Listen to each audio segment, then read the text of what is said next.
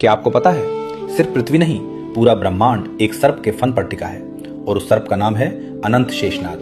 पुराणों के अनुसार ब्रह्मांड में 14 लोक हैं, 7 ऊपर और 7 नीचे, और ये सभी लोग शेषनाग के फनों पर टिके हुए हैं। शेषनाग स्वयं टिके हैं भगवान विष्णु के कूर्म अवतार पर, जो क्षीर सागर में योग निद्रा में विराजमान है।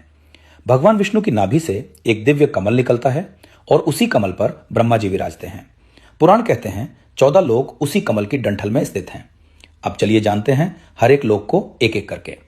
सबसे ऊपर है ब्रह्मलोक, जहां मां सरस्वती के साथ ब्रह्मा जी निवास करते हैं। यहां से सृष्टि की रचना होती है। इसके नीचे है तपोलोक, जहां वैराज देवता हजारों वर्षों तक तपस्या करते हैं। जनलोक में रहते हैं संकादि ऋषि, जो जन्म से ही ज्ञानी हैं।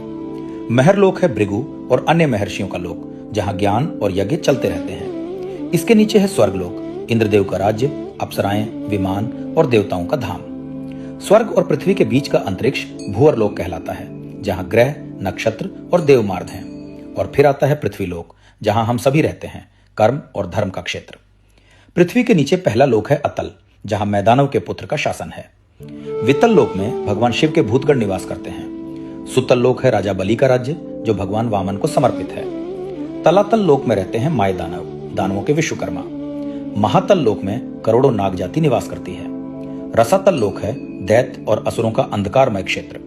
सबसे नीचे है पाताल लोक, जहां नागों और दैत्यों की गहरी गुफाएं हैं, और इनके भी नीचे लाखों नरकलोक माने गए हैं। पुराण ये नहीं कहते कि ब्रह्मांड सिर्फ पत्थर और ग्रहों से बना है, बल्कि ये बताते हैं सृष्टि संतुलन पर टिकी है, और उस संतुलन का नाम है विष्णु, और उसे थामे हुए हैं अनंत शेष। जब तक शेष हैं तब तक सृष्टि है। अगर आपको यह ज्ञान शक्तिशाली लगा तो लाइक करो, फॉलो/सब्सक्राइब करो और कमेंट में लिखो ओम नमो नारायणाय।